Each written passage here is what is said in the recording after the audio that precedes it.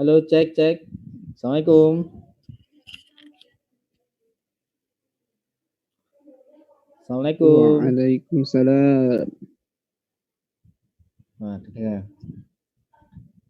dengaran ya suaranya ya.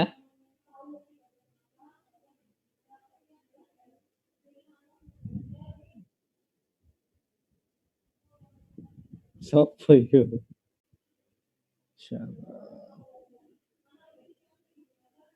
Dengaran suaranya? Jelas Mas, jelas. Oke, mantap, mantap. Baik, kita Dengaran, Mas. akan mulai jam 20.30. Insyaallah, jadi teman-teman bisa siap-siap dulu. Insyaallah materi juga sudah siap. Tinggal kita masukkan saja. Terus teman-temannya mohon diingatkan barangkali bisa join segera.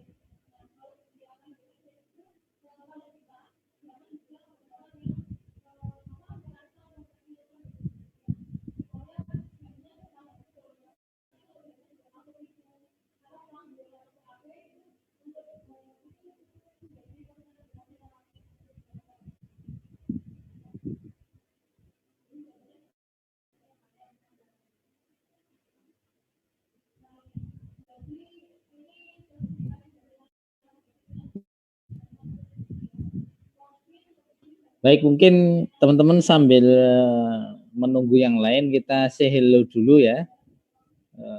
Mungkin tadi siang kita sudah melaksanakan satu materi juga tentang bagaimana mempersiapkan dunia pasca kampus teman-teman semua.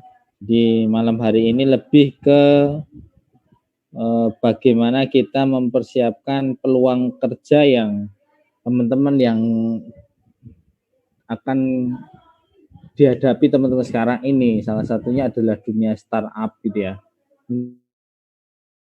Mungkin teman-teman di sini sudah ada yang punya startup? Barangkali? Apa gitu mungkin? Ada yang sudah punya? Belum punya Mas. Oh, tapi ada pengen nggak? Ada rencana pengen nggak punya startup gitu?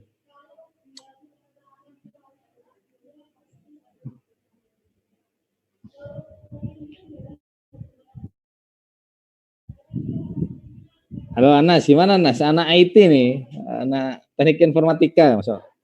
Gimana Nas?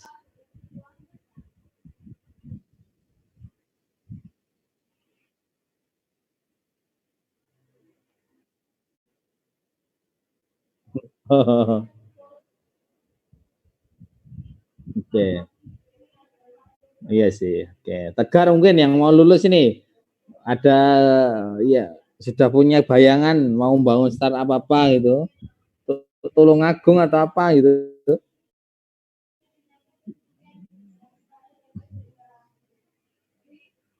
Kalau startup belum ke sana kayaknya, Mas. Nah, mungkin nanti akan mungkin dijelaskan lebih rinci gitu ya. Apa sih startup itu tuh gitu loh.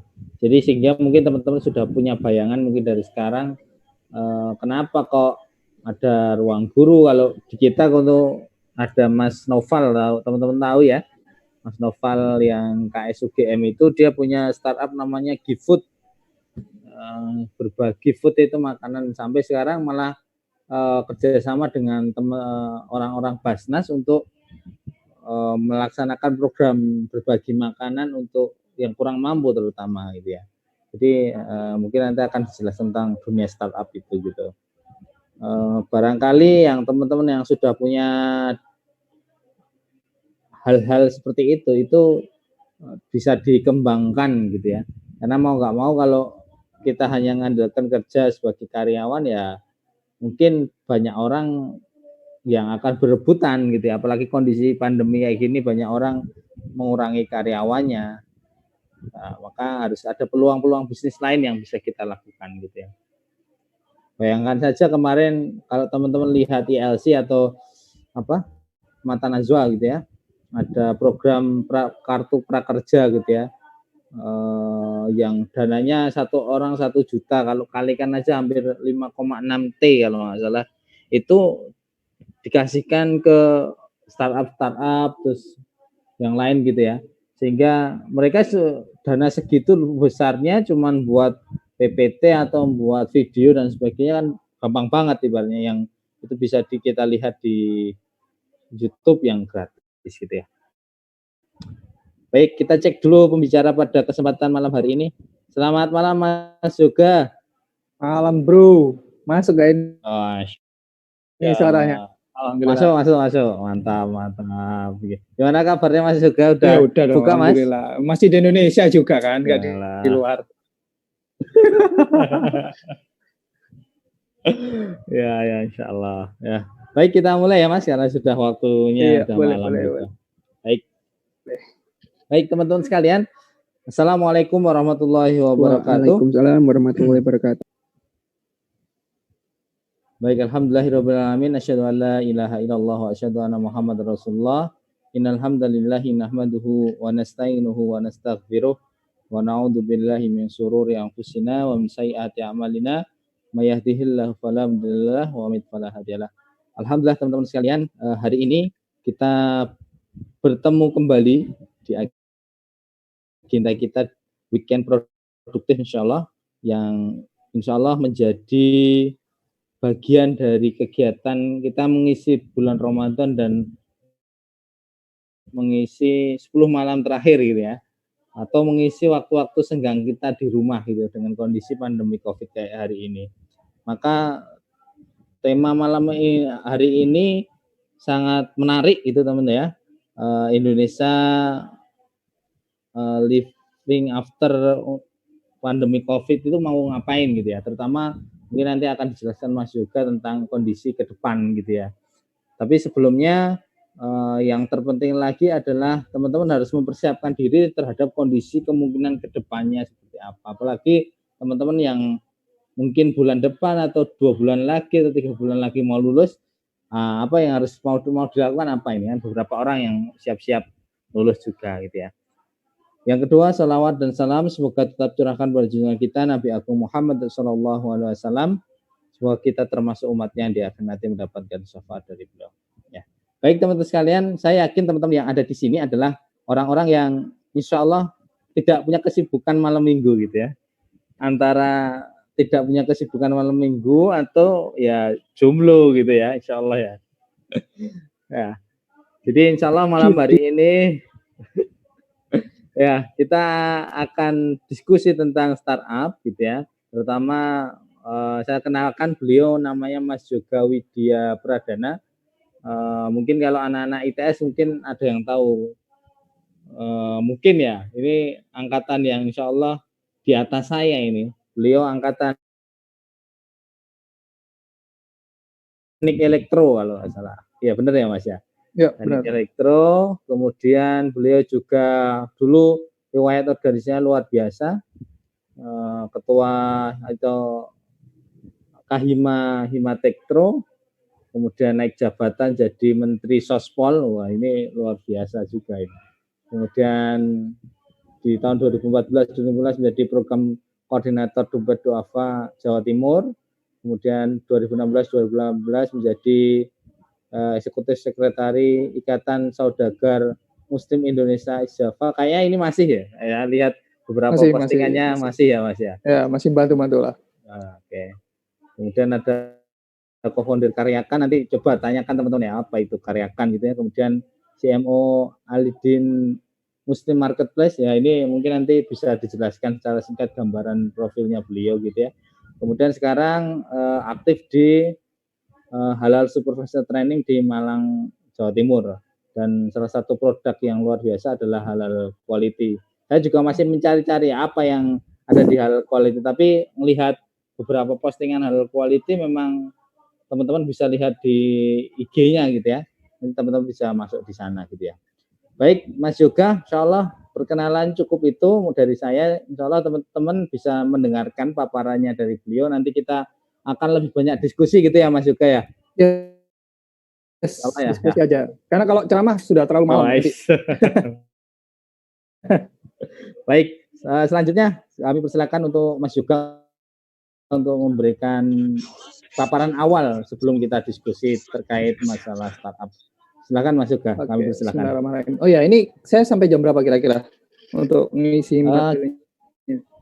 Mungkin sampai jam berapa menit nih? Berapa menit? 21.15 nanti kita akan lebih banyak diskusi sampai jam 10. Siap. Oke, semoga produktif ya. Amin, amin. Oke, bismillahirrahmanirrahim. Assalamualaikum warahmatullahi wabarakatuh. Waalaikumsalam warahmatullahi wabarakatuh. Terima kasih banyak kepada panitia yang sudah berkenan mengundang saya gitu ya. Bukan berarti saya lebih hebat daripada teman-teman yang ada di sini ya, atau bukan berarti saya lebih jago, lebih ahli dan lain sebagainya, enggak. Cuman posisinya mungkin saya lebih tua gitu aja, lebih tua dan lebih dulu ya terjun di dunia ini gitu, sehingga saya mungkin akan sharing gitu. Tadi sedikit ya sudah diberikan CV saya seperti apa gitu. Tadi udah dapatkan materi ya tentang pasca kampus seperti apa gitu. Mungkin saya akan sharing sedikit gimana pasca kampus saya ya, agar ada insight. Pertama adalah sebenarnya saya sudah mulai ngerjain bisnis itu ketika mahasiswa ya. Saya bikin CV, kontraktor lebih tepatnya waktu itu cuman jualan kabel, jualan kecil-kecil lah ke pabrik-pabrik gitu. Ke mahasiswa, kemudian lulus, saya lanjutkan CV itu, saya lebih gede lagi proyeknya gitu. Saya ngerjain beberapa instalasi di pabrik-pabrik. Dari situ kemudian saya menilai bahwa saya nggak cocok nih di sini gitu. Walaupun basic saya adalah teknik elektro, saya bilang saya nggak cocok gitu. Mungkin saya nggak ada talent mapping ya. Teman-teman harus belajar deh talent mapping. Nanti minta ke Mas Arif untuk difasilitasi apa itu talent mapping. Coba cari pembicara yang lebih oke, talent mapping. Kalian harus melakukan itu gitu. Sehingga kalian bisa tahu sebenarnya jati diri kalian itu di mana dan kalian itu seperti apa. Karena ini juga berpengaruh kepada parenting kita. Orang tua kita itu rata-rata orang tua kita ya metodenya adalah metode yang mendidik, kemudian menyekolahkan, ya kan, kemudian lulus, sarjana, kerja dan lain sebagainya gitu. Padahal kalau kita mau bicara parenting itu banyak ya. Sekarang, nah nanti kita akan bahas sedikit after COVID-19 ini akan seperti apa, terutama dari sisi parenting juga. Nah dari CV itu kemudian berkembang, dapat beberapa proyek gede di pabrik-pabrik besar gitu ya. Terus saya merasa nggak nyaman.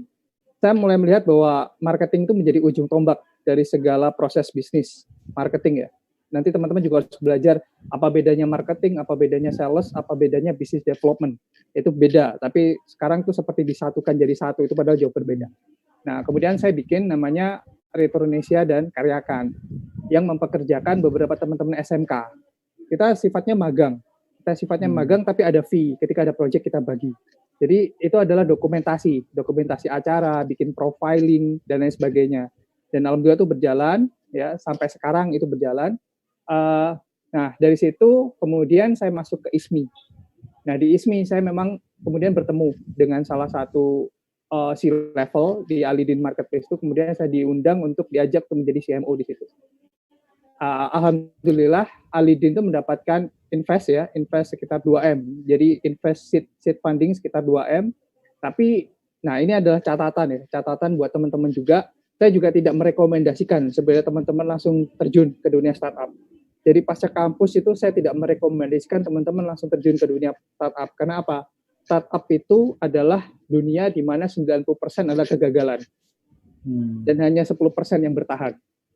Nah, sama seperti yang terjadi di Alidin Muslim Marketplace. Kita dapatkan 2M, tapi setelah itu menjadi sia-sia semua. Karena apa? C-levelnya, di jajaran C-level, itu sama sekali tidak punya base experience tentang bagaimana mendirikan sebuah startup, bagaimana mengelola keuangan, bagaimana caranya mencari talent untuk meng-hiring karyawan yang tepat. Itu sama sekali tidak punya basic di situ. Akhirnya 2M itu terbuang sia-sia ya, hanya bahkan codingnya pun itu tidak terdokumentasikan dengan baik dan sekarang tidak update dan sekarang sudah hilang. Dan ini digantikan satu coding yang baru dan akan menjadi rebranding. Yang saya dengar seperti itu. Nah, dari situ kemudian sih karena saya sudah ada basic pengalaman di situ, kemudian saya mencoba untuk masuk ke satu proses bisnis yang baru lagi di sini ya, di Halal Quality ini. Proses bisnisnya seperti apa itu nggak saya jelaskan di sini karena di sini bukan pitching ya. Nanti kita bisa ngobrol-ngobrol lebih lanjut tentang itu. Nah, itu sih sedikit basic dari saya gitu. Pertama adalah kita mau bicara tentang startup ya. Startup itu secara definisi sangat jelas sekali adalah perusahaan rintisan yang umumnya berbasis teknologi yang pendanaannya jauh berbeda dibanding bisnis-bisnis kebanyakan. Kalau bisnis kebanyakan, kita bisa mengambil bank, ya, kita bisa katakanlah meminjam uang di bank untuk memutar usaha kita. Tapi kalau startup nggak bisa gitu. Startup itu dia punya venture capital namanya. Nah, venture capital ini pendanaannya sangat besar sekali. Dan cara pendanaannya sistem ekuitas, sistem saham, di mana sistem saham itu dinilai dari sebuah valuasi perusahaan. Nah, kenapa ada venture capital yang kalau kita lihat mengucurkan dana sangat gede sekali ya? Karena venture capital itu adalah sebuah grup gabungan dari banyak grup juga bisa jadi yang dia mengumpulkan banyak dana di situ yang memang untuk mendanai proyek-proyek masa depan. Nah, proyek masa depan itu ada dua kategorinya, ada dua ciri khas. Yang pertama dia problem solving, ya, dia nggak mesti bisnisnya itu akan jadi di tahun itu enggak, tapi dia adalah problem solving, jadi bisnis masa depan. Dan yang kedua, dia punya mass yang sangat kuat sekali. Jadi orang merasakan satu kesakitan yang sama, kemudian diselesaikan oleh bisnis ini dengan pendekatan teknologi. Nah, itu adalah startup. Nah, venture capital itu mendanai sebuah startup, itu asetnya hanya sekitar 0,5%.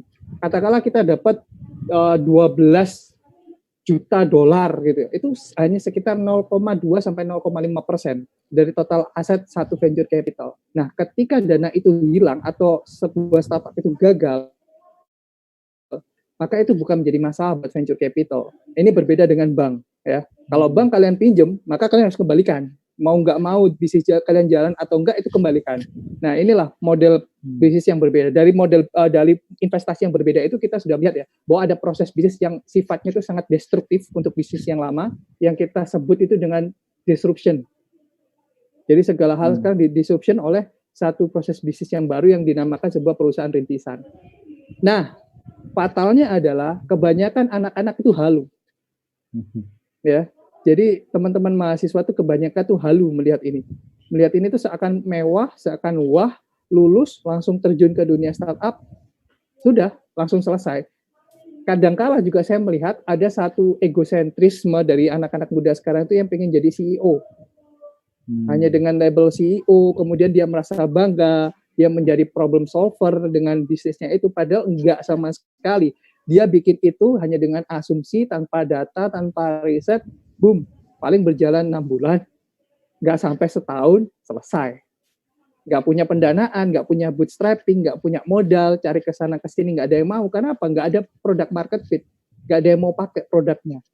Nah, inilah yang sebenarnya bahaya. Saya tertarik tadi sama siapa ya, yang nggak mau dulu berkecimpung di startup ya. Jadi dia pengen kerja dulu di dunia startup, ya itu menarik sebenarnya.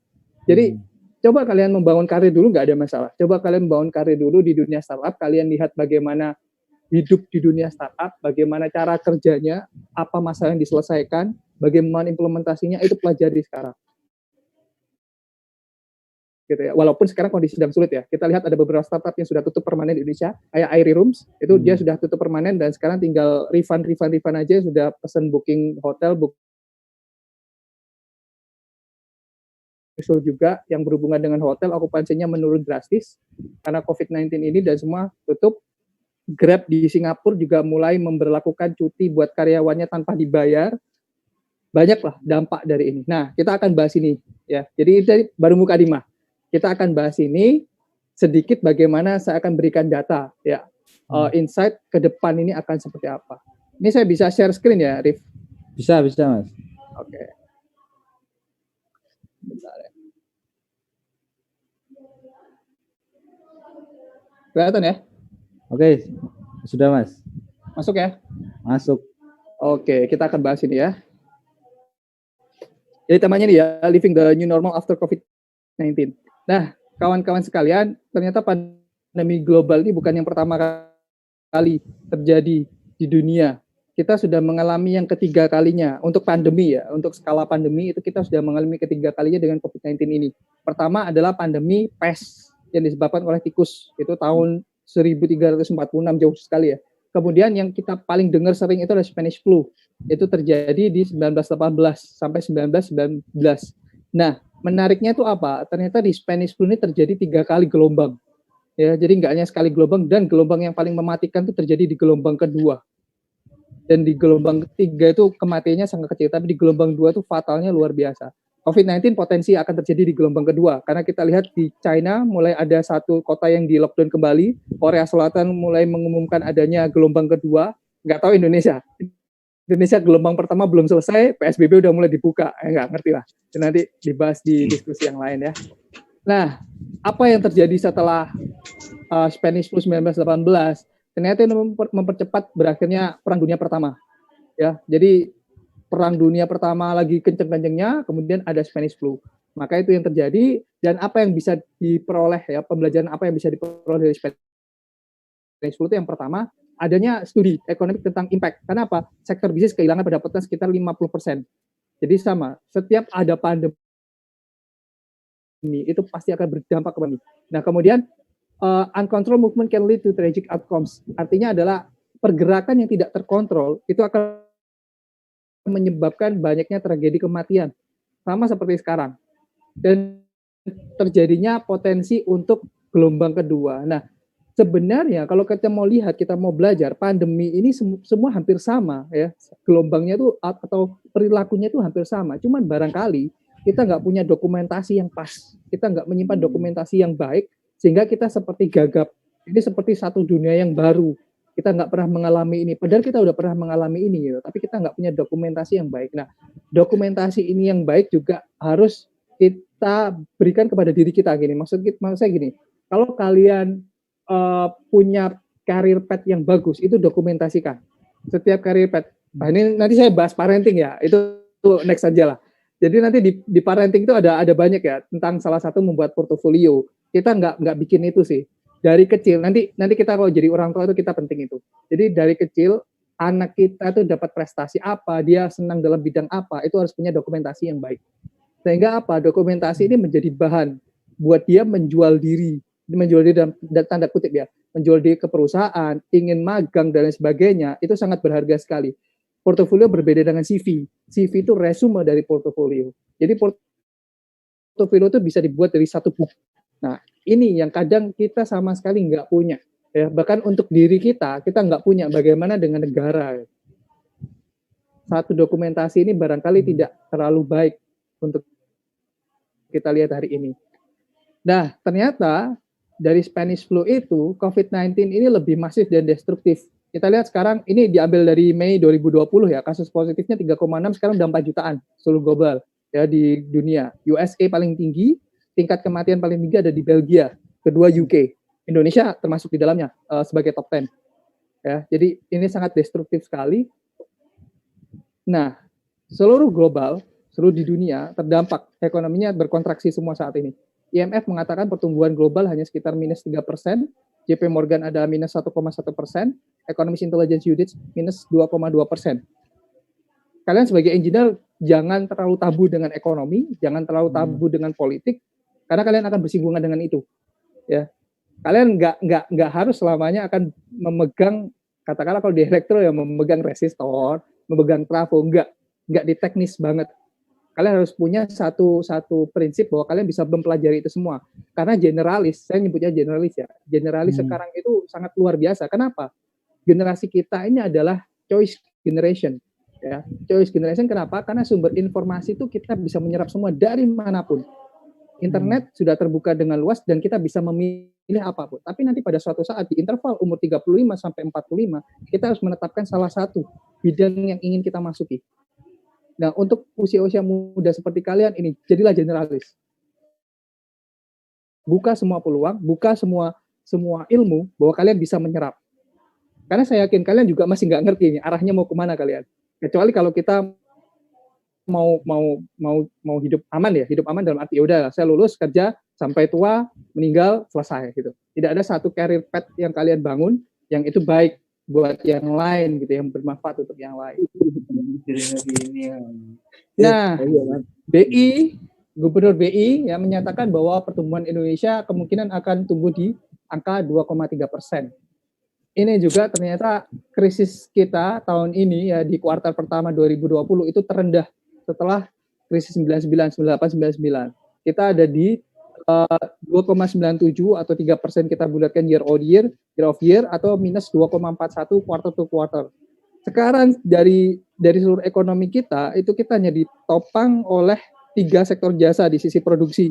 Pertama jasa keuangan dan asuransi jelas. Semua ini sedang berputar, informasi dan komunikasi di bidang IT, startup terutama termasuk juga jasa kesehatan dan kegiatan sosial jelas. Jadi kita saat ini ditopang oleh 3 sektor jasa ekonomi kita, lainnya down. Ini berat ya, memang ini sangat berat buat Indonesia. Nah, kawan-kawan sekalian, bahwa ternyata corona itu nggak hanya membunuh ekonomi, tapi corona itu membunuh seluruh aspek, bahkan kita bicara corona juga membunuh behavior kita. Apa sih sisi sosial yang dibunuh? Handshake misalnya, jabat tangan. Ini sudah nggak ada lagi, atau ini sudah diminimalisir. Corona membunuh itu. Kemudian consumer confidence, masyarakat menjadi tidak percaya diri dalam membeli produk, dalam membeli sesuatu. Ini juga dibunuh. Bahkan pemakaman itu juga dibunuh hari ini.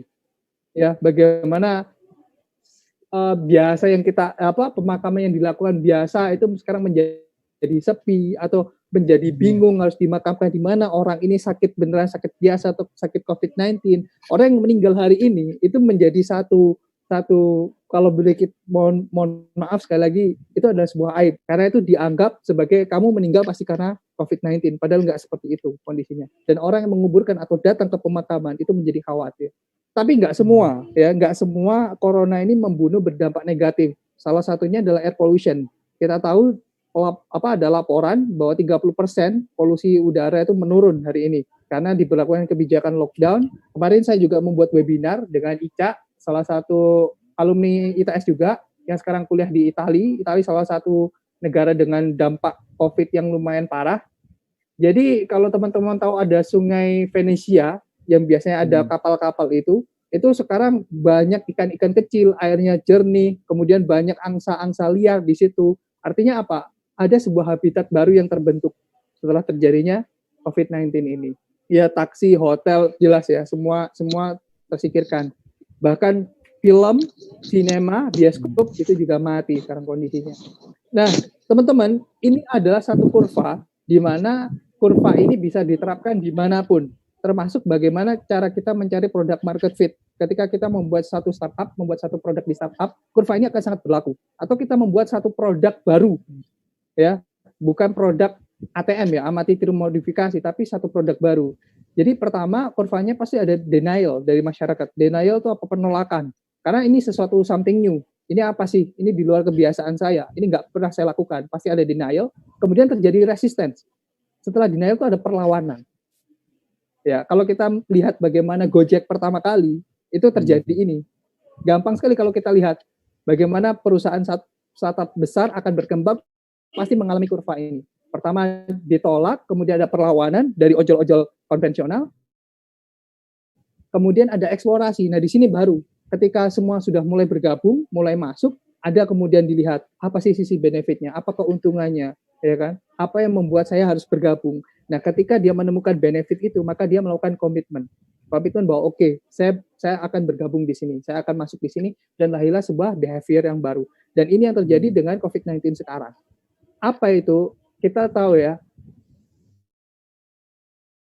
nggak melek sama sekali tentang IT, itu nggak ngerti dengan namanya Zoom, teleconference, bahkan video call WA mereka nggak pernah pakai. Ya, tapi dengan adanya COVID-19 ini mempercepat proses edukasi itu, memaksa mereka untuk bisa.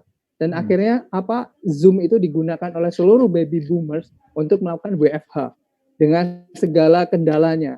Kemudian para baby boomers juga melakukan pembelanjaan online untuk membeli produk-produk di pasar. Yang selama ini mereka nggak pernah lakukan itu. Gitu ya. Jadi ada satu kondisi di mana ketika semua merasakan kesakitan yang sama, itu akan mempercepat terjadinya sebuah produk market fit. Nah, apa aja nih yang kira-kira menjadi satu new normal ya, normal baru setelah after COVID-19. Yang pertama, the century of self-distancing. Nah, orang akan barangkali berpikir 2 kali untuk berkumpul dalam kerumunan massa yang besar. Karena kita tahu bahwa satu virus pandemi itu nggak bisa hilang dalam 1-2 tahun. Orang pasti akan berpikir itu. Dan yang kedua adalah behavior pemakaian masker. Saya coba mengamati sekarang Instagram, ya masker teman-teman itu modelnya udah keren-keren banget. Udah aneh-aneh gitu. Karena ini akan menjadi satu lifestyle baru. Kita lihat hijab ya, kita lihat kerudung. Kerudung itu dulu dipakai oleh orang-orang yang taat saja. Tapi dengan bergesernya fashion, karena hijab diterima sebagai satu model fashion, akhirnya berlomba-lomba menggunakan hijab. Dan hijabnya itu sekarang juga modelnya aneh-aneh gitu ya. Artinya itu sudah bukan lagi satu ciri khas tanda ketaatan, tidak. Tapi menjadi sebuah model fashion. Nah, ini juga satu peluang baru.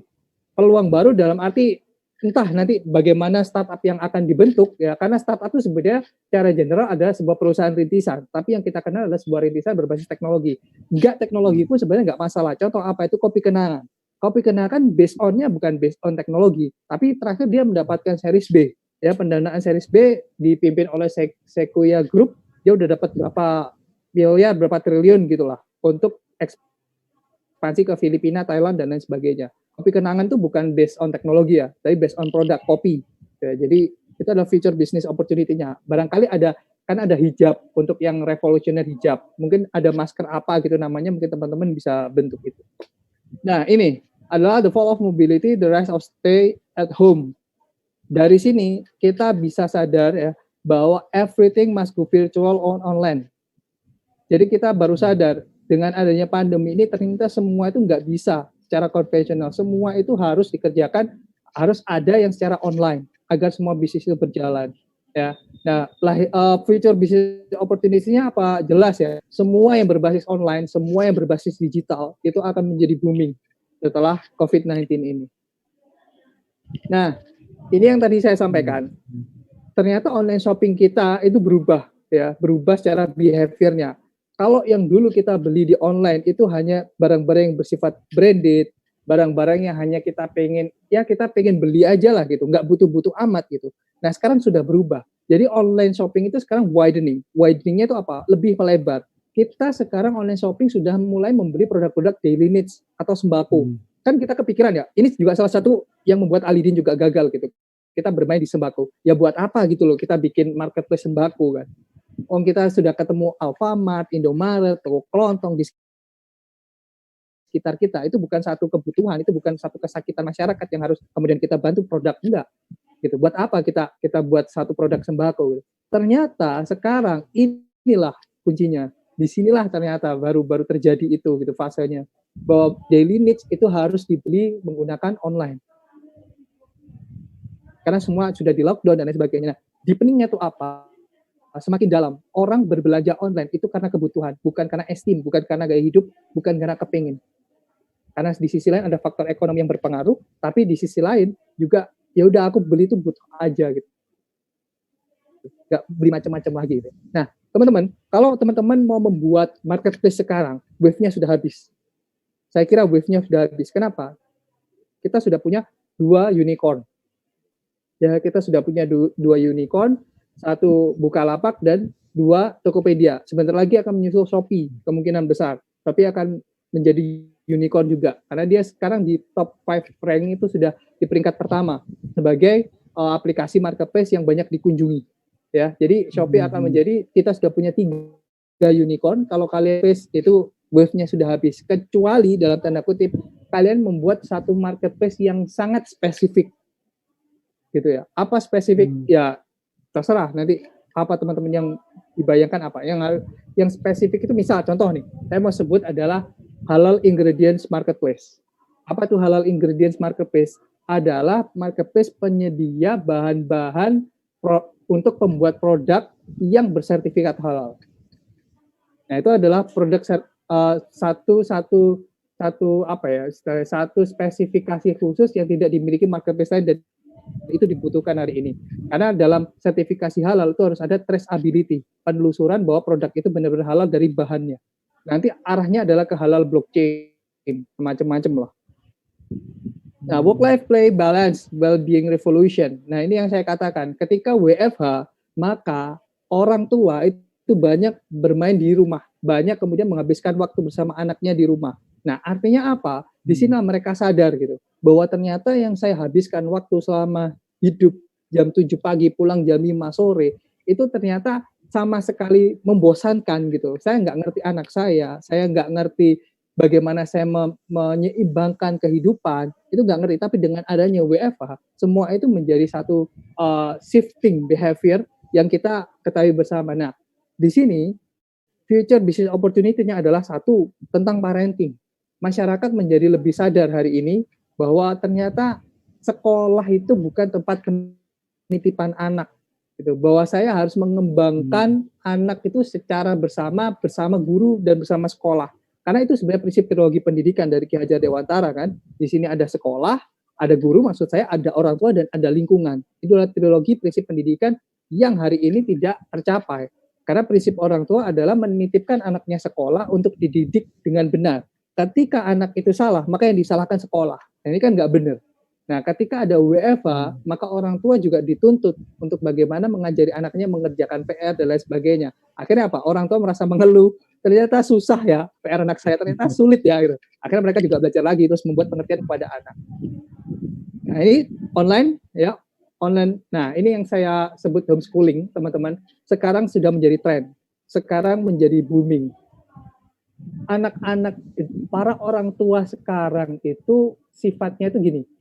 Jadi lebih memberikan keleluasaan kepada anak untuk menjadi apa ke depannya.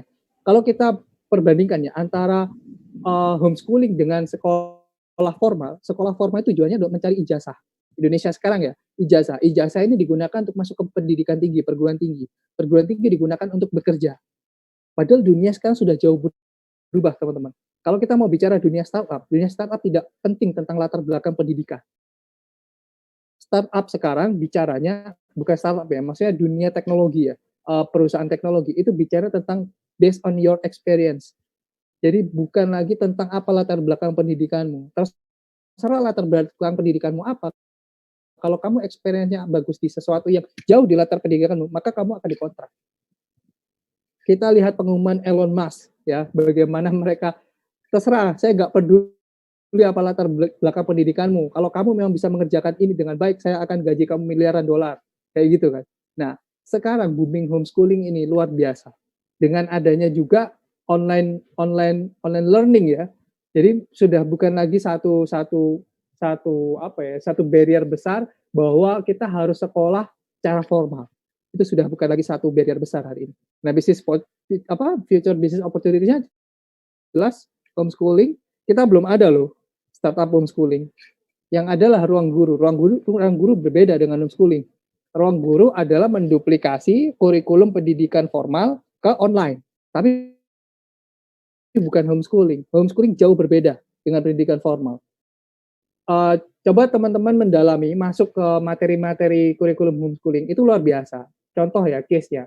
Anak di usia sekitar 7-8 tahun, dia harus sudah dikenalkan dengan alam. Homeschooling bukan belajar di rumah saja, tapi bagaimana menciptakan trilogi pendidikan itu berjalan dengan baik. Tetap ada pengajar, tapi dia juga melibatkan lingkungan. Contoh, kebayang nggak kalian, umur 6-7 tahun, itu kira-kira kelas 6 tahun ya, di bawahnya itu mungkin. Diberikan uang, diberikan list belanjaan, mereka suruh belanja sendiri, dan bagaimana caranya mereka bisa bernegosiasi agar bisa berhemat. Nah, pendidikan seperti ini nggak kita dapatkan di sekolah formal. Dibuat satu portofolionya, portofolio ini digunakan untuk apa? Untuk magang ke luar negeri. Dan itu terbukti bisa. Beberapa pakar parenting homeschooling itu bisa memagangkan anaknya ke New Zealand, ke Swedia, ke UK, hanya dengan modal portofolio, bukan latar belakang pendidikan formal. Nah, ini adalah satu dunia menarik yang kita nggak tahu dan lagi booming sekarang karena terjadinya satu pandemi COVID-19. Sekarang nggak jelas ya pendidikan formal, artinya bahwa ini selesainya kapan gitu. Artinya ini menjadi satu hal yang ya nggak tahu lah ke depan seperti apa. Ya, ini jelas ya, the birth of Zoom generation ya, yang biasanya nongkrong gitu ya, sekarang menjadi teleconference. Ya, teleconference-nya ini apa? Enggak video conference. Dulu video conference pun kita jarang pakai kan, dan video conference itu hanya orang person to person. hanya 2 orang saja, nggak bisa banyak. Dan sekarang dengan bantuan teknologi ini semua bisa dilakukan dengan mudah sekali. Ada bubar online, ada kajian online, ada yang kita lakukan sekarang. Ini sangat menghemat biaya, sangat menghemat waktu, sangat menghemat tenaga, luar biasa. Kita nggak perlu sewa ruangan, kita nggak perlu toolkit, kita nggak perlu apa, sambil santai, sambil lele di rumah. Artinya apa? Formalitas kita berpakaian rapi dan lain sebagainya itu bukan satu kunci lagi. Yang didapatkan hari ini adalah bagaimana ilmu itu bisa masuk ke kita masing-masing. Ya, jadi formalitas itu sekarang sudah mulai hilang, dibunuh juga dengan COVID-19, dengan adanya Zoom juga. Apakah kemudian kita membuat startup seperti teleconference Zoom ini masih akan bagus? Masih. Zoom punya isu yang lumayan menarik ya. Isunya adalah tentang enkripsi data, sekuritas, keamanan. Zoom masih punya masalah di itu. Nah, kita lihat Google mulai mengikuti, dibukanya Google Meet. Google Meet gratis sekarang, dulu berbayar. Google Meet dulu harus ikut G Suite dulu, baru kita kayak, ini sekarang dibuka gratis. Ya, artinya ini mulai bawah lagi, semua Zoom, semua teleconference itu dalam posisi yang sama. Kalau kalian mau main di situ, ini juga menjadi satu kunci yang menarik gitu. Katakanlah Zoom karya anak bangsa gitu kan, kayak motonya Gojek gitu kan, barangkali bisa dipakai gitu. Ini lebih karena dibuat secara lokal dan lain sebagainya, data lebih aman gitu. Misal kalian bisa bikin itu. Nah, ini yang menarik teman-teman, karena ya tetap ya kalau generasi milenial itu kan juga walaupun Zoom, tetap dia harus punya satu satu estetika gitu ya. Jadi Zoomable Workplace ini sekarang kayak misal IKEA, kayak S Hardware, itu ada beberapa model bisnis yang mereka ubah. Mereka mulai menyewakan furniture-nya. Untuk apa? Untuk memberikan penampilan dalam Zoom itu, di dalam ruang kerja itu ada furniture yang menarik, nggak monoton. Kan nggak enak juga ya kalau kita bisa rapat atau bernegosiasi dengan kolega, itu hanya background tembok atau apa gitu kan. Itu kan nggak seru, nggak asik, nggak terkesan profesional, nggak terkesan kerja gitu kan. Nah, ini sekarang mulai bergeser ke sana. Nah, daripada orang itu beli furniture itu hanya untuk mengeset satu workplace, mending dia nyewa. Nah, ini menjadi satu model bisnis yang baru gitu ya. Yang barangkali ada disruption-nya, pasti ada opportunity-nya. Kalau kita pandai melihat peluang itu pasti ada. Telemedicine, from visit to virtual. Kalau kita pernah mendengar Halodoc, kemudian Halo Dokter, itu adalah aplikasi-aplikasi startup yang sebelum COVID-19 ini nggak terlalu diperhatikan, gitu ya. Tapi hari ini masuk ya Mas ya, karena unstable tadi saya lihat koneksinya. Nah, tapi hari ini teman-teman itu menjadi salah satu startup yang lumayan bagus. Kemungkinan mereka juga akan mendapatkan sales berikutnya. Karena apa? Rumah sakit sekarang sudah menjadi satu epicentrum ketika orang COVID-19 dirawat di sana gitu. Jadi kalau ada orang sakit, walaupun dia bukan COVID-19, mereka merasa resah kalau mau ke rumah sakit kan. Daripada saya ke rumah sakit, saya mending langsung konsultasi lewat aplikasi. Nah, ini sekarang Halodoc, Halo Dokter dan sebagainya lagi booming. Jadi bagaimana menciptakan adanya satu komunikasi antara pasien dengan dokter tanpa harus mengunjungi satu rumah sakit. Lagi-lagi yang didisrupt apa? Sebuah bangunan besar. Ya, sebuah bangunan besar rumah sakit itu didisrupt oleh satu teknologi ini gitu. Nah, yang lainnya apa? Yang lainnya adalah bersifat robotik ya. Kalau kita lihat sekarang ITS sudah keluarkan Raisa juga, bagaimana menggantikan perawat ya. Sebenarnya perawat itu kan juga fungsinya nggak terlalu banyak, hanya mengecek pasien, mengantarkan makanan, tapi resikonya besar. Nah, ini bagaimana bisa digantikan dengan sesuatu hal yang meminimalisir resiko itu. Akhirnya dibuatkan Raisa. Jadi bisa mengecek, bisa mengantarkan obat, robot itu bisa memberikan satu fasilitas untuk komunikasi antara pasien dengan perawat. Nah, ini menarik. Kalau teman-teman membuat startup ini bisa. Jadi, ayo kita berpikir lebih cerdas, ayo kita berpikir lebih global lagi. Saya kadang itu agak miris juga ya melihat startup Indonesia ya. Terus terang aja, itu monoton teman-teman. Gitu-gitu aja gitu. Tapi kalau kita lihat startupnya Silicon Valley itu ngeri. Teman-teman tahu DJI ya, DJI drone, terus itu dulunya startup dari China. Bayangin, mereka teknologinya adalah benar-benar hard drive. Mereka membangun sistem itu gitu. Dan sekarang luar biasa DJI itu, jadi gede banget. Bahkan di Silicon Valley itu ada startup yang namanya Impossible Food. Silicon Valley ya. Ini nggak ada sama sekali dengan teknologi, tapi ada di bagian risetnya dalam menciptakan produk. Jadi apa itu impossible food? Membuat satu daging yang mirip dengan daging babi, tapi menggunakan vegan, bahan-bahan nabati. Coba bayangin, sampai sejauh itu startup Silicon Valley. Nah, itu gimana itu? Akhirnya kan itu menjadi pertanyaan, ini gimana, halal apa enggak kan gitu. Jadi memberikan satu solusi gimana caranya umat muslim bisa memakan daging itu, tapi itu bukan babi, tapi dari nabati dan rasanya, teksturnya itu mirip seperti babi. Coba bayangin, sampai sedemikian rupa startup di sana gitu. Bahkan ada startup juga di India itu bagaimana caranya membuat satu pergerakan manusia menggunakan mobile phone. Itu sebenarnya sangat mudah ya buat teman-teman IT yang tahu, tapi nggak tergarap itu di Indonesia. Dan ini bisa digunakan untuk melihat pergerakan manusia ketika PSBB. Gitu loh. Apakah memang benar PSBB itu efektif dengan menggunakan pergerakan phone saja? Jadi ketika masyarakat di tempat A ya, ketika GPS itu dinyalakan di tempat A, dia membeli sesuatu, maka itu tercatat kan. Dia membeli di tempat mana, dia membeli di tempat mana, dia membeli di tempat mana. Itu pergerakan itu kemudian dicatat sebagai big data. Nah, ini bisa merumuskan untuk smart city macam-macam. Nah, kita nggak melihat itu. Kita paling skupnya cuma marketplace, apalagi skup-skupnya itu cuma itu aja gitu loh. Kita harus mulai lebih wide lagi dan wise lagi untuk melihat satu bagaimana perkembangan startup ini berjalan. Nah, ini yang kemudian menjadi rising juga hari ini setelah COVID-19 ya, bahwa kemudian produk halal Thayyiban ini menjadi mainstream. Kita tahu bahwa COVID-19 ini awal mulanya kena itu karena isu memakan kelelawar dan hewan liar di Wuhan.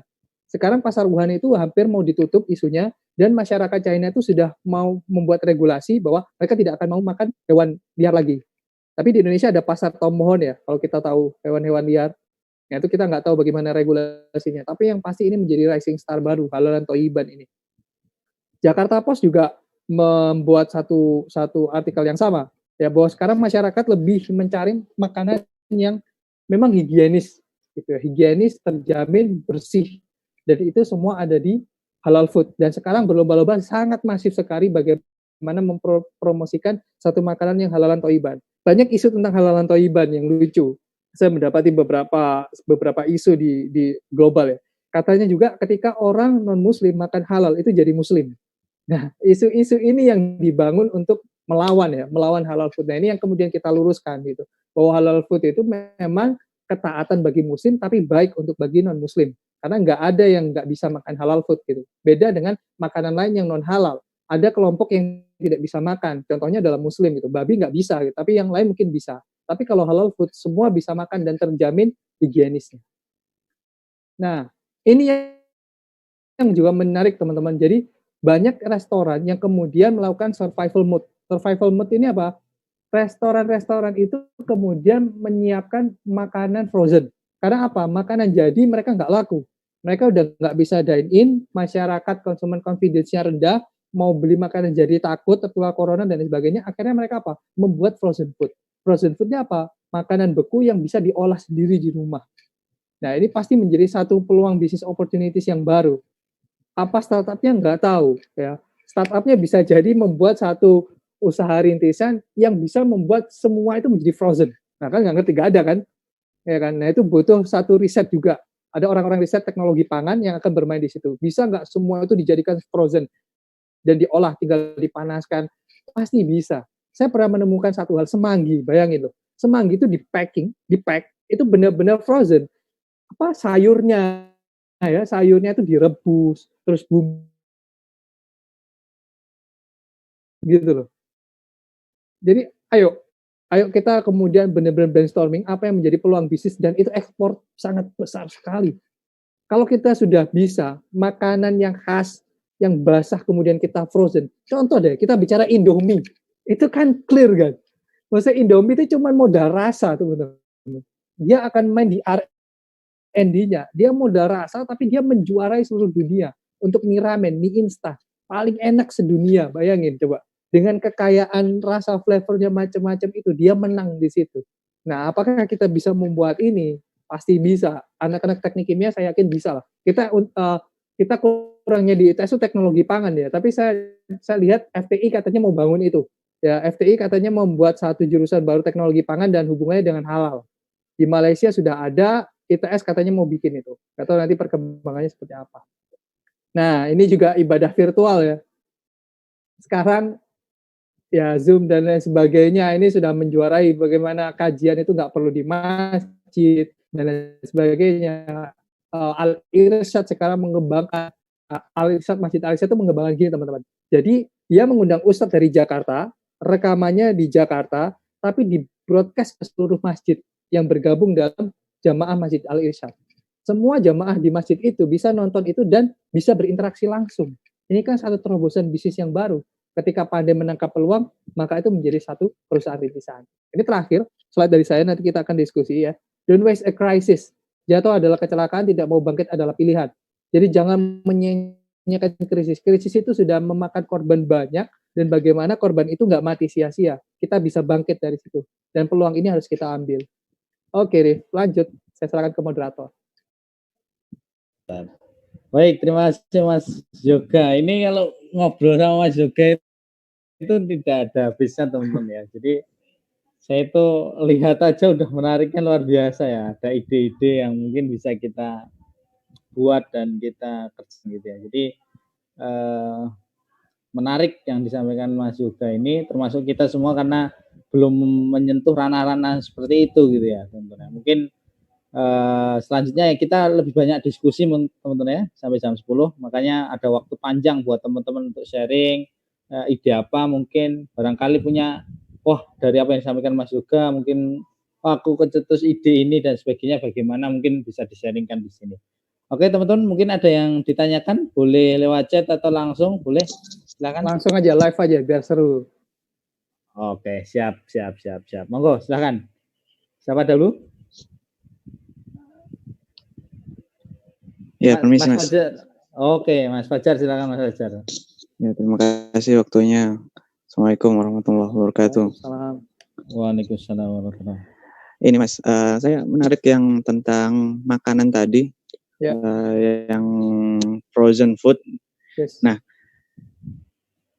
mungkin kita kan masih newbie dalam usaha yang seperti makanan seperti itu. Mungkin step-stepnya kan juga lumayan banyak sih kalau olahan-olahan itu syarat-syaratnya. Jadi harus PIRT dan lain sebagainya. Mungkin dari Mas Yoga ada pengalaman tentang yang usaha dalam bisnis olahan makanan seperti itu mungkin. Oke. Langsung dijawab Tarif atau gimana? Langsung aja Mas, langsung. Ya, olahan makanan ya. Olahan makanan itu yang pasti dia nggak bisa PIRT. Dia harus langsung BPOM. Tapi olahan makanan yang apa dulu?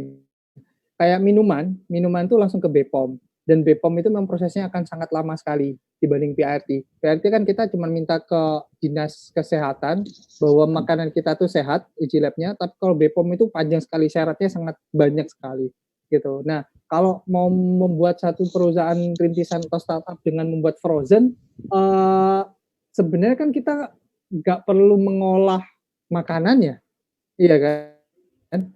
Artinya bahwa kita perlu mengolah makanannya, tapi kita gini, tidak produksi ya? Iya, maksudnya kita nggak perlu produksi gitu loh.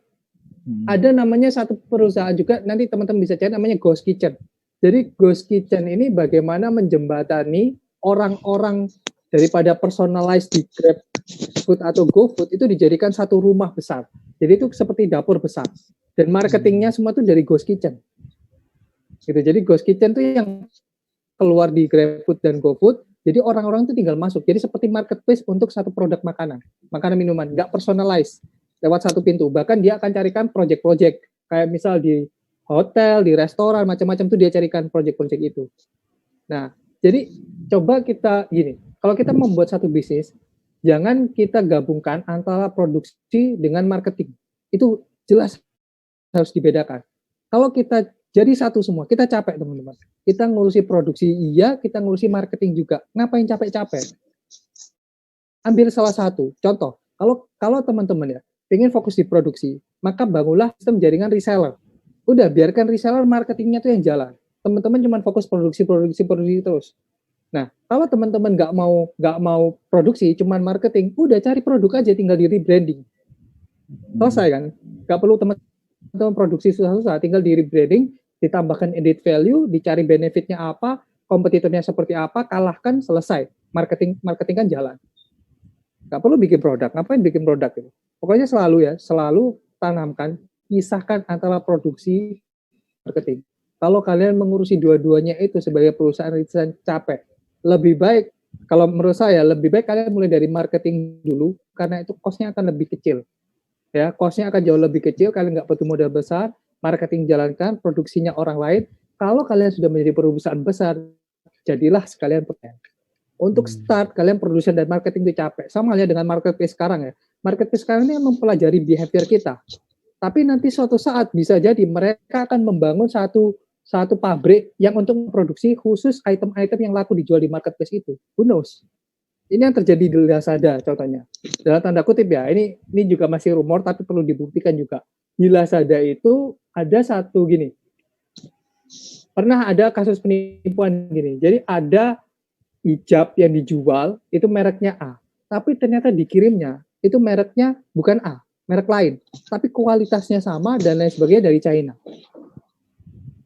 Nah, ini kan satu hal yang menarik. Jadi, bagaimana caranya hari ini kita mempelajari big data, menggrab semua data agar kita bisa mempelajari behavior konsumen. Dari marketing baru kita ke produksi. Itu sih saran saya. Oke. Iya Mas. Baik. Nanggapi. Silakan. Kalau yang marketing kan itu salah satunya rebranding. Yes. Nah, bisa ambil contoh kasus ya. Di rumah saya ada kayak pengusaha kerupuk atau apalah gitu ya. Jadi saya beli dan saya packaging lagi, gitu kan ya Mas.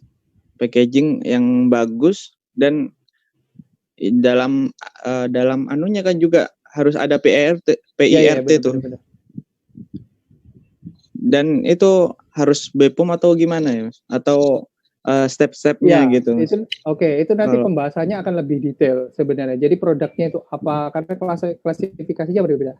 Dan sekarang ketambahan lagi sebenarnya beban. Jadi per 17 Oktober 2024 sekarang produk makanan dan minuman diidentifikasi halal. Jadi ada regulasi baru ya dari pemerintah, lahirnya di Undang-Undang Nomor 33 tahun 2000, diberlakukan tahun 2009 dan ada masa transisi sampai 2024.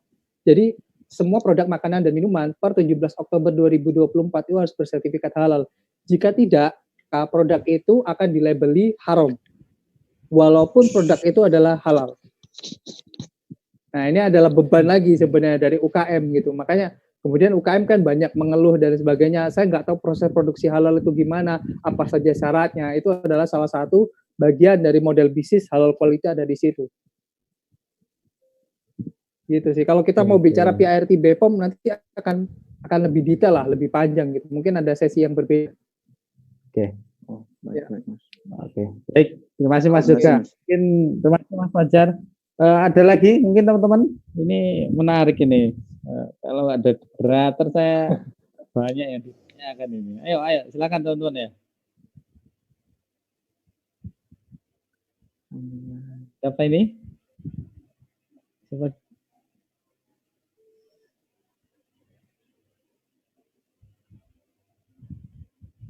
Gak ada yang kepingin kali Rif, bangun startup Rif. Wah, mungkin dan sebagainya barangkali bisa disampaikan juga. Ini Mas Yoga juga sudah berpengalaman di bidang itu gitu. Belum berpengalaman Mas.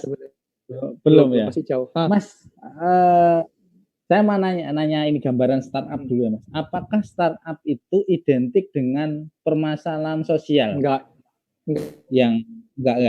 Enggak. Jadi intinya startup itu pertama melihat dari problem solving, ya. Permasalahan apa yang diselesaikan melalui startup itu, melalui perusahaan rintisan itu. Nah, problem solving itu dilihat dari gini. seberapa sakit sih masyarakat dengan kondisi itu.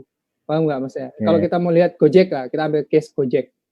Siapa yang sakit? Satu adalah tukang ojek, yang kedua adalah customer dari ojek. Sakitnya di bagian mana? Di bagian harga untuk customer dan di bagian pelanggan untuk tukang ojek. Sakitnya kan di situ dari kedua sisi.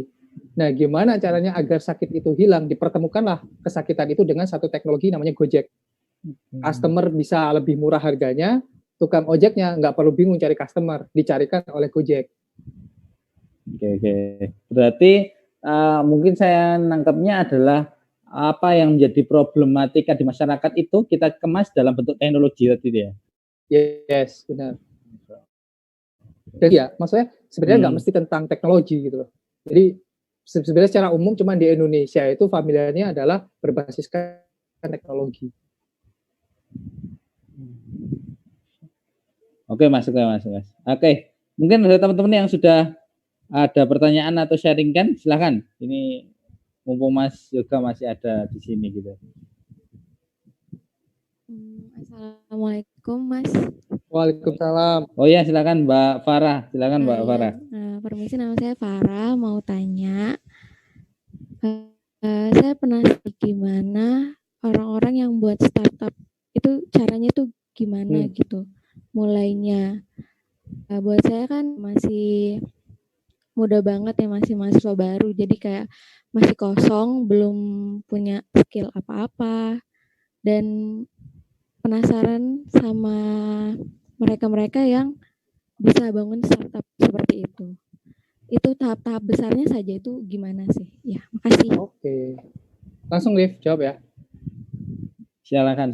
Ya, membangun startup itu penuh kesakitan ya. Jadi apa kesakitannya? Yang pertama adalah pasti tentang modal.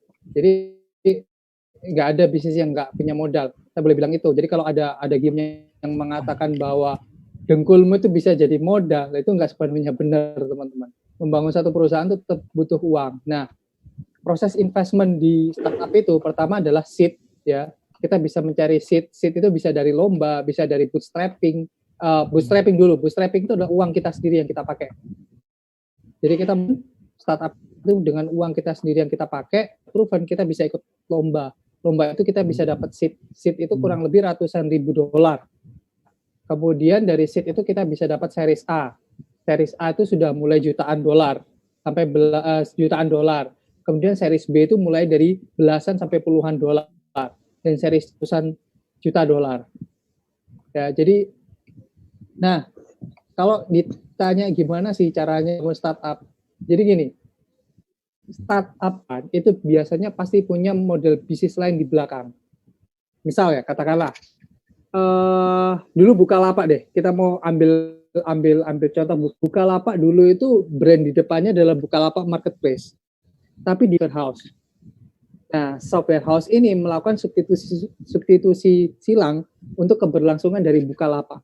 Jadi ketika mereka dapat project itu untuk nginjek Bukalapak agar tetap hidup, gitu. Jadi saya yakin para orang-orang startup itu pasti punya usaha-usaha sampingan yang mereka kerjakan agar mereka tetap hidup. Karena startup itu, apalagi startup yang satu model baru ya, yang butuh edukasi, itu nggak bisa 1-2 tahun mereka langsung profit. Dan startup itu kalau kita lihat sampai saat ini Gojek pun belum profit. Iya, revenue ada tapi belum profit. Bedakan ya antara revenue dengan profit. Profit adalah revenue yang sudah dikurangi dengan seluruh expense. Dia menghasilkan profit. Nah, kalau dulu model valuasi itu adalah 5 kali dari revenue, sekarang sepertinya udah bergeser 5 kali dari profit. Jadi kalau kita mau menghitung valuasi perusahaan kita berapa, kalau dulu itu 5 kali revenue. Sekarang itu investor mulai melihat profitmu berapa. Dulu hampir nggak pernah ditanyakan. Tapi sekarang tuh mulai ditanyakan profitmu berapa. Nah, kalau saya mau boleh bilang, lebih baik kalian melakukan satu perusahaan itu perusahaan yang simple saja, tapi sangat menguntungkan. Saya mau ambil contoh deh, perusahaan simple yang menguntungkan dan nggak banyak terlalu effort atau uang besar keluar tuh Flip. Tahu Flip nggak teman-teman? Tahu. Flip itu sangat simple, dia hanya memangkas keuangan admin bank 6.500.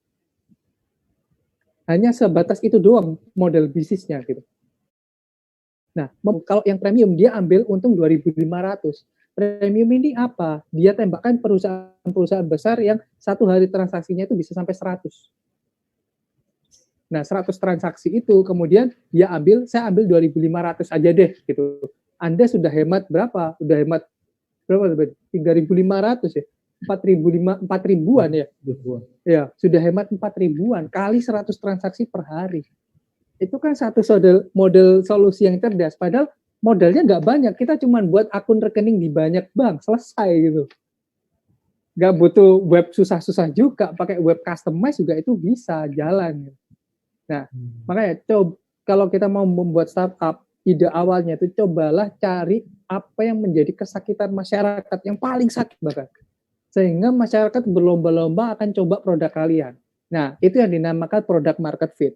Product market fit pun itu nggak bisa didapatkan dalam satu kali iterasi. Jadi harus berkali-kali pivot. Beberapa perusahaan startup yang sukses itu 4 kali pivot. Bahkan 3 pivot, yang keempat ini biasanya menuju kegagalan. Yang keempat ini biasanya menuju kegagalan. Nah, keempat ini mereka menemukan product market fit. Apa itu product market fit? Ya tadi, kalian tanpa perlu effort yang besar, orang tuh udah berlomba-lomba pakai produk kalian. Nah, kadangkala inilah yang nggak kita sadari. Kita dengan gampangnya mendeklar bahwa kita membuat startup, pengen jadi CEO, tapi ternyata sebenarnya produk kita tuh nggak kepake sama sekali. Gitu. Bayangin kita buang waktu, buang tenaga, buang pikiran, yang akhirnya zonk. Tapi zong-zong amat itu adalah nilai dari pembelajaran. Dan kalian harus lebih wise ke depannya, gagal di situ. Ya, contoh LinkedIn Marketplace lah kita boleh bilang. 2M, bayangin teman-teman. 2M itu kalau kita bisa beli rumah mewah itu bisa. Gitu. Tapi hangus, 2M itu hilang sama sekali. Nggak berbekas sama sekali hari ini. Aset, masih ada aset di beberapa. Aset pun juga nggak terlalu banyak. Gitu. Semua aset itu dimasukkan ke manpower, di web, di application, di IT gitu. Jadi investasinya itu berupa seperti itu, tidak ada aset. Nah, ini yang sebenarnya akan mengerikan. Uang besar itu tidak dikelola dengan baik, nggak ada aset. Kalau perusahaan konvensional kan biasa punya aset ya. Ya paling nggak punya tanah, punya bangunan, bisa dijual untuk mengembalikan modalnya. Tapi kalau startup rata-rata 60% itu akan habis di IT. Karena pengembangan produknya di situ. Dan itu ya sudah, kalau hilang ya hilang, kita nggak punya apa-apa yang bisa kita jual gitu. Ya itu sih. Jadi berpikir ulang lagi juga kalau ingin membuat startup. Itu aja sih kalau ada itu. Oke, terima kasih Mas juga. Mbak Farah ada tambahan? Ya enggak. Terima kasih Mas. Oke. Ya, oke. Luar biasa ini mahasiswa yang baru tahun pertama tapi secara pengalaman atau secara ilmunya bisa ikut yang itu lain. Itu logo ya. Elchen bukan sih? Bukan ya, ya. Yang tadi backgroundnya Farah itu loh. Kenapa Mas? Itu elektro bukan sih? Elchen bukan iya, sih? Elektra. Oh iya, Elektra ya. Berarti kamu elektro dong? Fakultas elektro. Tapi biomedik. Oh iya. Oh biomedik. Oh udah jadi fakultas. Oke. Makanya main ke kampus Mas, jangan melayang aja. Aku ke kampus terus, ke pusat kajian halal di riset. Iya kan dapat dana APMAS juga 60 juta 3 proposal, Bro. Lumayan lah 180-an. Masya Allah. Oke. Silakan Mas Anas, ini IT nih, anak IT gimana? Gimana Mas? Silakan.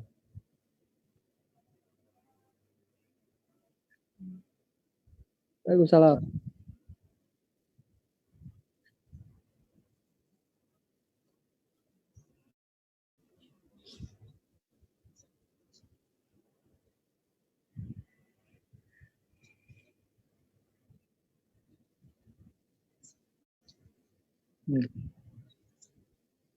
Yes.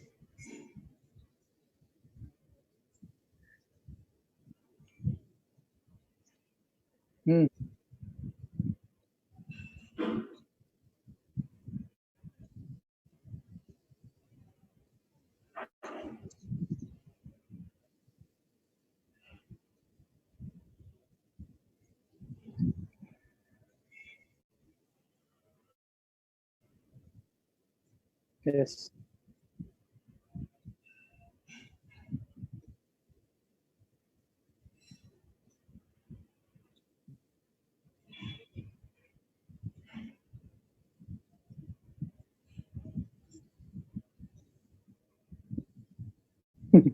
Iya.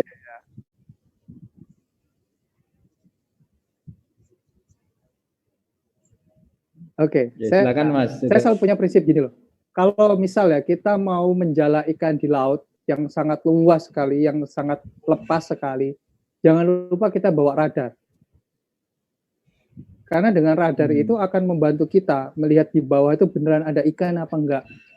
Bayangin kalau kita nggak ada radar, kita menjala lautan lepas itu, bisa jadi zonk, nggak dapat apa-apa.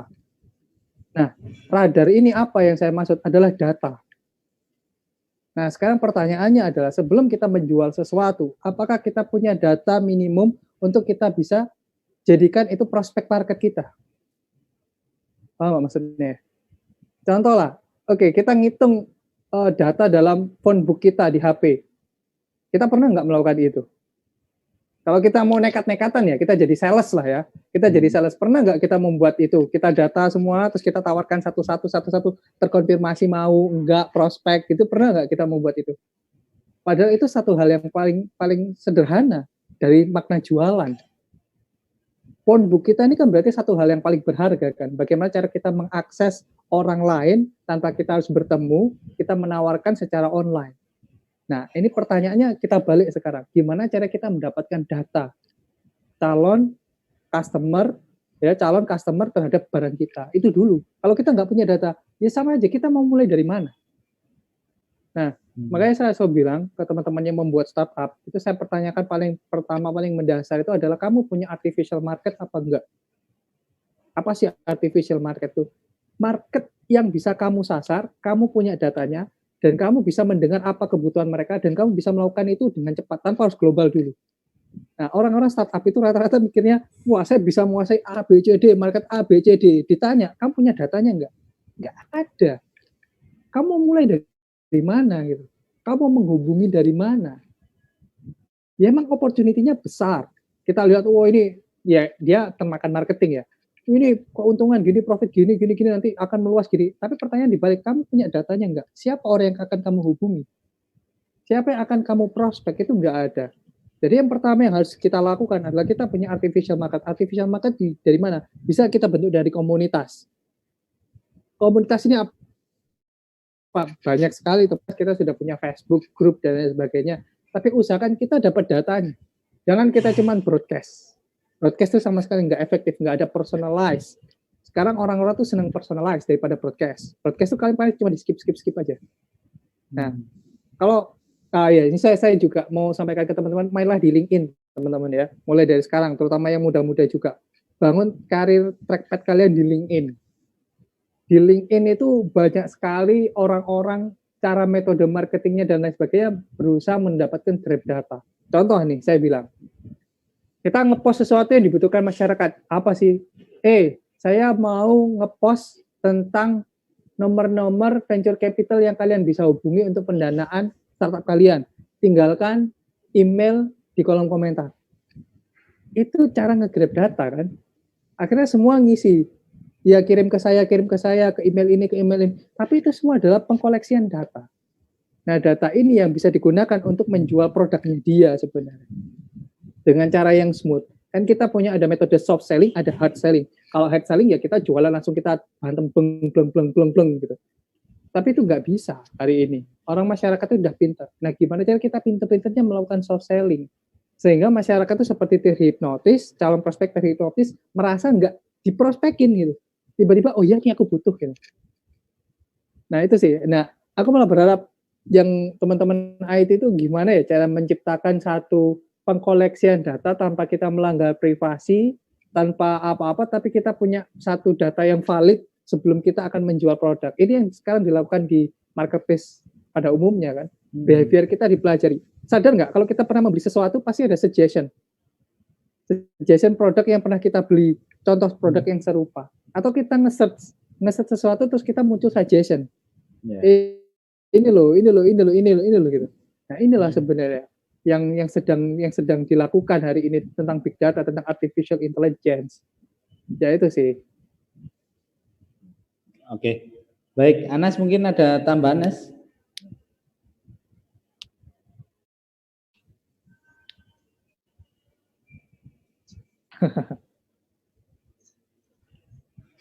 Iya. Oke. Baik, ada lagi teman-teman? Ini para nurse-nurse nih, gimana Yuski ini mau digantikan Raisanya ITS nanti?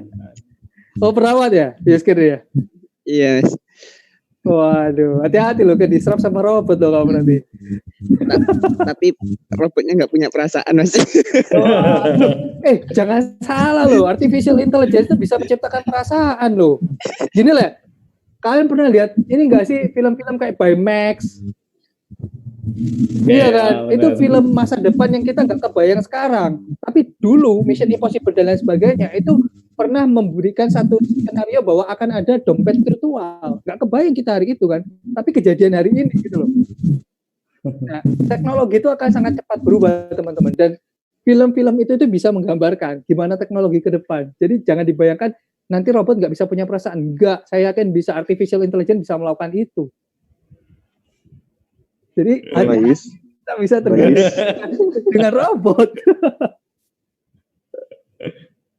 Iya, oke. Wong aja di Jepang aja sudah nikah sama robot ya? Nah, itu makanya. Oke. Ya. Baik, ada yang lain teman-teman? Mungkin masih ada waktu ini, lumayan ada waktu sekitar 15 menit yang mungkin bisa dimanfaatkan. Silakan. Mas, saya mau tanya, Mas. Oke, silakan. Gini, Mas, kan saya melihatnya kalau sebenarnya tadi kan di Indonesia kan kalau dilihat bahwasannya kalau berhubungan dengan startup itu masih internet atau teknologi ya. Yeah. Sedangkan saya melihat bahwasannya kalau di desa-desa itu kan masih untuk awam lah, masih masyarakat desa untuk mengenal startup itu. Ya mungkin Mas ada kayak gambaran lah, mungkin startup apa sih yang sekiranya itu bisa menjangkau dari masyarakat desa di Indonesia ini. Oke, Mas. Oke, berarti kan tadi hubungannya dengan edukasi satu produk ya. Kurva tadi akan bisa dipakai. Kalau saya ditanya startup apa yang cocok, nggak bisa. Saya nggak bisa jawab. Karena apa? Saya nggak tahu kebutuhan masyarakat desa, dan masyarakat desa juga sangat awam dengan teknologi. Yang bisa saya sampaikan adalah 10-15 tahun lagi ketika masyarakat desa itu sudah, maksudnya masyarakat desa yang lama, orang-orang tua itu tergantikan, maka di situ fase teknologi akan masuk ke desa. Saya mau bilang contoh gini deh.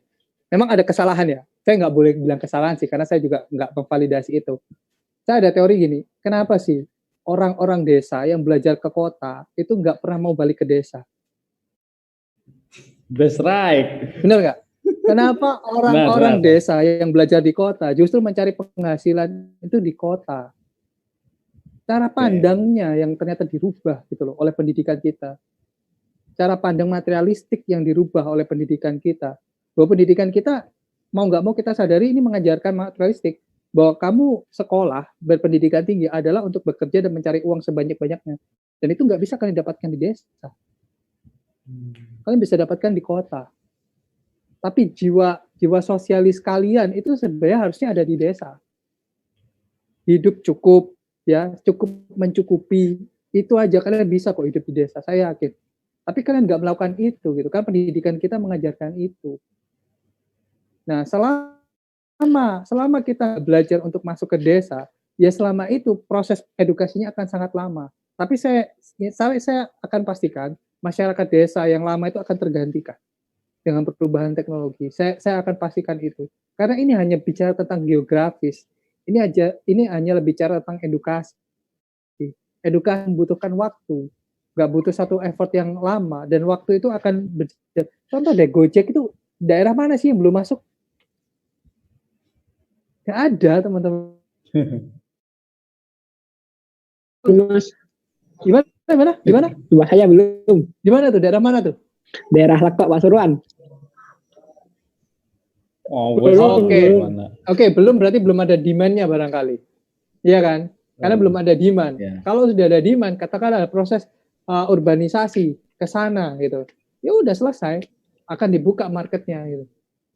Jadi ini hanya tentang waktu sebenarnya, bukan tentang satu hal yang rumit. Ini adalah tentang waktu. Nah, sekarang pertanyaannya adalah apakah kemudian kita yang anak-anak bangsa terbaik ini cuman menjadi pekerja bagi para investor besar yang masuk ke Indonesia?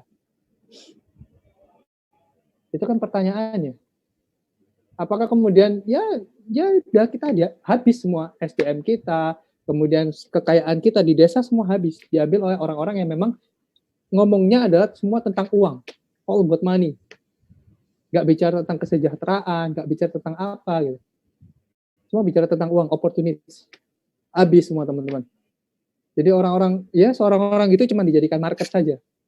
Nggak ada kesejahteraan yang dibangun. Nah itu kunci yang paling penting. Saya miris ya ketika lihat ada anak nelayan gitu ya. Anak nelayan, dia kesehariannya tuh habis pulang sekolah ikut bapaknya nyari ikan di laut gitu ya. Tapi setelah dia kuliah, kena kota, dia ke kota, hilang semua itu sifatnya itu.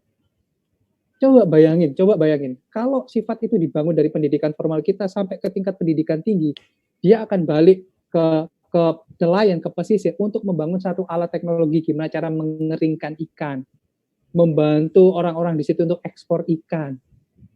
Ekonomi dia dapat, masyarakat tersejahtera. Nah ini kenapa ini nggak pernah muncul gitu dari kita semua yang dari desa ke kota. Kalau kota ke kota sih biasa, wajar. Tapi dari desa ke kota itu kenapa dari kota jadi PNS? Kenapa dari kota langsung ke ini? Ya mungkin ada tuntutan ekonomi, iya. Tapi pelan-pelan ayo coba kita pikirkan apa sih sebenarnya fungsinya hidup kan gitu. Hidup cuma belajar, memaknai, mempersiapkan kematian, selesai. Pokoknya cukup. Saya malah justru saya sebenarnya pengen ke desa. Di desa itu loh, ya Allah, rumah itu ya wis lah gitu aja gitu. Orang nggak gengsi-gengsian gitu kan. Coba di kota lihat-lihat gengsi-gengsian gitu. Ini paradigma yang nggak ada di desa. Di desa itu suci gitu, kayak di desa itu bersih. Padahal orang desa juga pengen ke kota sebenarnya. Jadi ini ada sawang sinawang lah. Ada hal yang kita lihat. Yaitu yang saya lihat ada salah satu hal yang nggak benar yang perlu diluluskan dari pendidikan formal kita itu. Kenapa orang yang terlahir dari laut dibawa ke kota, lautnya itu hilang semua. Dia sama sekali nggak bisa menciptakan kontribusi untuk mengembangkan potensi lautnya. Tapi justru kemana-mana itu hilang sama sekali gitu. Padahal dia kehidupannya dari situ. Ya itu sih. Oke, terima kasih Mas Yoga. Insight baru tentang bagaimana kita belajar yang sebenarnya gitu ya. Karena sejatinya ya kita manusia yang paling terbaik kan manusia yang paling bermanfaat gitu ya. Terutama kalau balik ke desa kan manfaatnya luar biasa gitu ya. Nah ini mayoritas saya lihat ya teman-teman kan juga dari desa semua gitu ya, nggak ada yang dari kota mungkin ya. Pasuruan, Makassarnya Goa dan sebagainya, Gresiknya Ujung Pangkah, itu daerah-daerah yang desa gitu ya. Oke, ada satu pertanyaan lagi mungkin teman-teman, silakan kita sebelum kita akhiri. Nanti saya juga akan bertanya tentang sesuatu hal. Wah, aneh gitu ya pertanyaannya yo. Iya. Enggak sih, enggak Mas. Oke, sambil nunggu teman yang lain. Saya ini Mas. Tadi yang disampaikan Mas Yoga itu tentang big data. Saya meyakini kalau ada orang yang bisa mengkoleksi big data itu, dia akan kaya raya dong Mas. Nah, itu yang pertama, statement pertama. Yang kedua adalah ketika orang punya big data, kemudian ya nggak tahu ya sekarang contoh kayak Zoom ini ada berapa security-nya dipertanyakan, katanya sempat dibobol dan sebagainya kayak gitu. Pertanyaannya adalah tadi kan disampaikan sebelumnya tadi kita memulai sesuatu kan dari data gitu ya, dari hal yang padahal kita tahu bahwa internet siapa yang buat gitu ya Mas, jaringan 4G siapa yang buat, yang ya mereka itulah, ini mungkin jurusnya ke konspirasi atau apa nggak tahu ini ya gitu ya. Tapi yang jelas apa yang kita bisa lakukan dengan kondisi kayak gini yang mungkin secara perkembangan teknologi di Indonesia mungkin jauh gitu ya. Mungkin dunia luar hari ini di Indonesia sangat populer dengan Zoom, dengan e-learning, kemudian online dan sebagainya. Mungkin di dunia luar ataupun di negara-negara lain itu ya biasa aja gitu loh. Yang sebenarnya yang masih menjadi peluang bagi kita terutama untuk big data ini apa Mas ya? untuk di Indonesia terutama gitu Mas. Ya. Oke. Indonesia itu salah satu negeri yang terlambat dalam mencari satu terobosan teknologi. Jadi katakanlah US gitu ya, sudah berjalan. Indonesia 5 tahun ke depan baru itu masuk. US sekarang sudah bicara tentang rekreasi ke Mars. Ya kan? Dia sudah mengekspansi luar gitu loh. Makanya kalau kita mau bicara Google, apa yang dia nggak bisa dapat data? Dia sudah ambil satelit. Dia udah bisa memfoto rumah kita. Data apa yang nggak bisa diambil sama Google? Google itu sudah satu perusahaan besar big data gitu. Dan kita nggak mungkin bisa menandingi Google. Nah sekarang yang bisa kita lakukan adalah apa? Hal apa yang terkecil yang bisa kita ambil? Kan kita nggak mungkin juga diam aja kan? Kita bisa mengambil satu. Nah, tapi ini saya mau menyampaikan satu hal menarik, insight yang saya dapat dari beberapa hari yang lalu. Jadi saya nonton Vice Indonesia di YouTube itu. Di Vice itu dia siapa ya? Saya lupa untuk MC-nya itu, moderatornya. Jadi dia itu menyelidiki tentang orang-orang kaya, top 10 orang kaya yang sekarang sedang membeli bunker di dalam tanah untuk perlindungan diri. Oke. Ya. Jadi kayak siapa ya? Peter Thiel ya. Peter Thiel itu founder dari PayPal, itu kan juga dia 20 besar orang terkaya di dunia. Itu sekarang sedang rame-rame cari bunker perlindungan diri. Salah satunya di New Zealand. Nah, ini kan menjadi satu pertanyaan. Ini tak lanjutin, Rif, kalau kamu bilang konspirasi kan, ini tak lanjutin nih ceritanya biar lebih seru. Kita ngeri nggak sih kalau ada orang-orang yang dia pegang data, terus melakukan sesuatu hal yang di luar kebiasaan kita, itu kita ngeri nggak? Bayangin, orang-orang yang pegang data itu sedang sekarang beramai-ramai cari perlindungan diri, bunker perlindungan diri. Jadi dia beli rumah itu sangat terpencil, jauh dari sosial dan lain sebagainya, antisosial, tapi dia ada perlindungan diri, bunker perlindungan diri di bawah rumahnya. Buat apa pertanyaannya kan gitu. Berarti kan bisa jadi ada sesuatu yang berkembang ke depan, yang kita nggak pernah mendapatkan itu, tapi mereka bisa mendapatkan itu melalui big data yang mereka olah. Gitu loh. Nah, ya itu. Jadi keuntungan dari seorang pengusaha dan lain sebagainya kalau memiliki big data, mereka akan bisa tahu bagaimana pergerakan dunia ke depan. Dan mereka lebih dulu tahu sehingga mereka lebih punya antisipasi.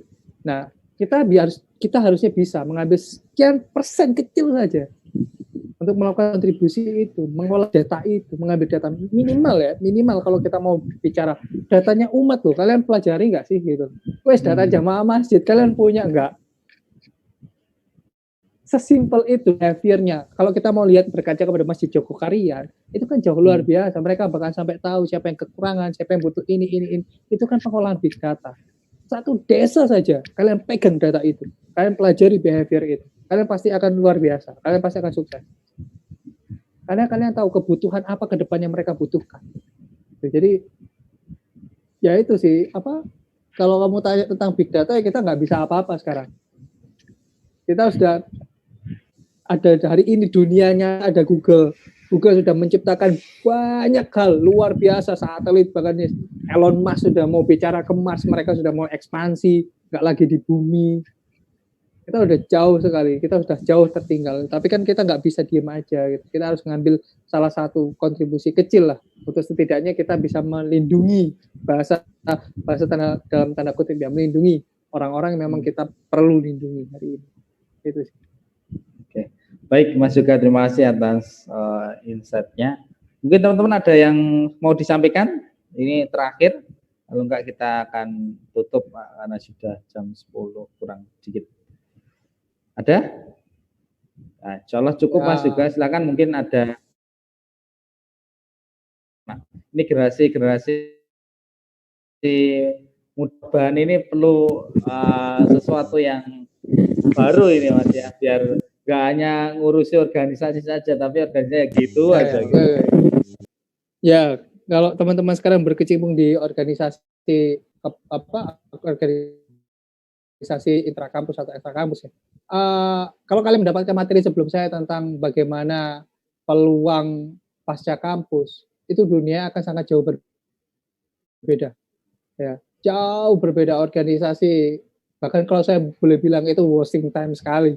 Saya nggak gembosi organisasi kampus ya, tapi saya boleh bilang itu wasting time sekali. Lebih baik kalian mencari pengalaman di luar untuk membangun profesionalisme kalian.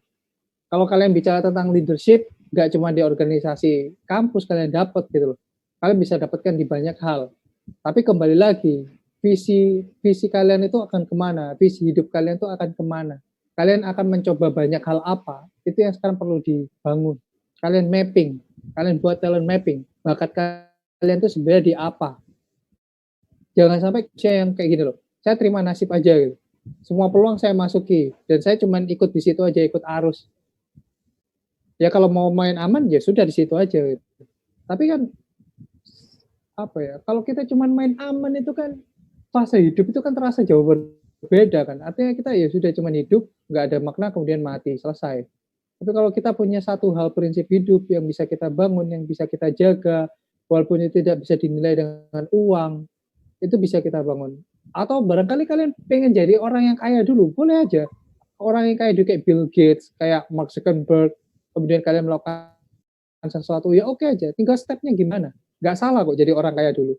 Kaya itu kan sebenarnya cuma mendistribusikan kekayaan aja sebenarnya. Prinsip yang baik ya. Kaya itu bukan ditimbun, tapi didistribusikan.